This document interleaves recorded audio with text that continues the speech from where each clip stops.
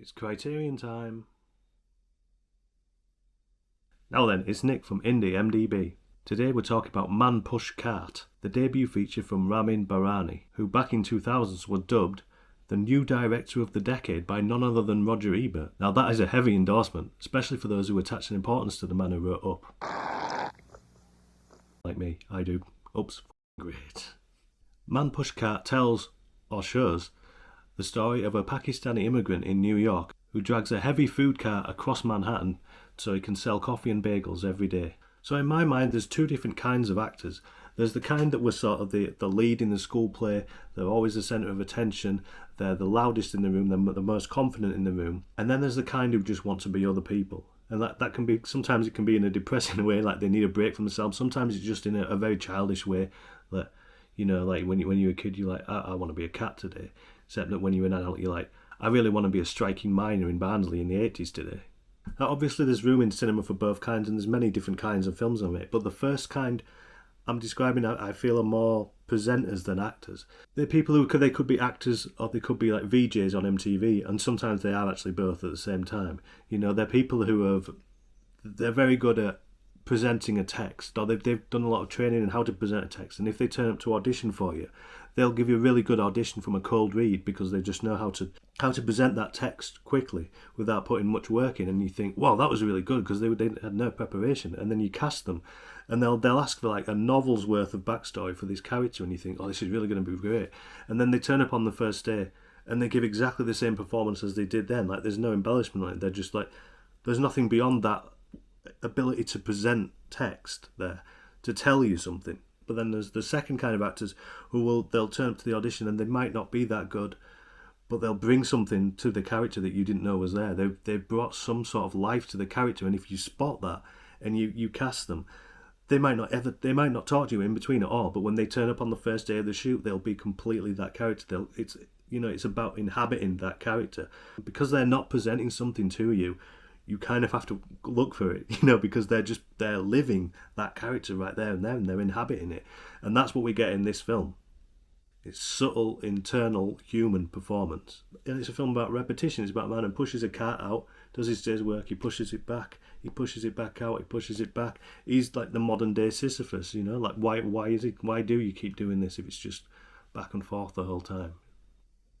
What's the reason for this existence? He's not moving from plot point to save the cat to plot point. There's no suspense there. We're not worrying about what new direction or what new dangers might occur from the next moral decision that this character makes. Instead, we're just hanging out in New York City with him. And it's not the sort of New York City that you see on a postcard. It's like a very specific area of New York City. And you never see above eye line. You don't get like the skyscrapers. You don't see the whole of New York like that. You only really see what he sees. You get taxi tail lights. It's people emerging smoking in the darkness. It's this geezer in the van. It's the people he interacts with through his window, the people who are walking down the street, people in the rain, everything like that. So what you get, instead of wondering what's going to happen next, you're wondering what else there is. What is there beyond this? Where does he sleep? Where does he hang out? What other friends does he have? What else is going on? Because what you're seeing is very limited. You think, there's this world here, and there must be other things in it. What else is there? We become involved in his life, and it's that interest that rises. Rather than the usual rising tension, it's our interest in who this character is. As we become familiar with this character, and through the specific details and through his specific view of the world, it becomes more than just an immigrant story or a story about poverty or how difficult it is to get by, like a socio-economic thing in New York City. We become interested in this character, and because the performance isn't telling us what we should be thinking or what he's thinking, we start to develop more. We start to develop this interest, and we start to look very, very closely at him when he's interacting with other people, and when he's talking, and we're thinking, what is going on there? What is motivating him? What is with him? What's this guy's deal? And it becomes a film about a man we feel that we know, but we can't reach out and touch. A man who we'll only feel for and be near in passing before he disappears back into the dark. Was that too pretentious? I don't care. I love this film, and I saw it when it first came out, and I didn't care for it as much as I did now. I don't know what's changed in the time between. I don't know.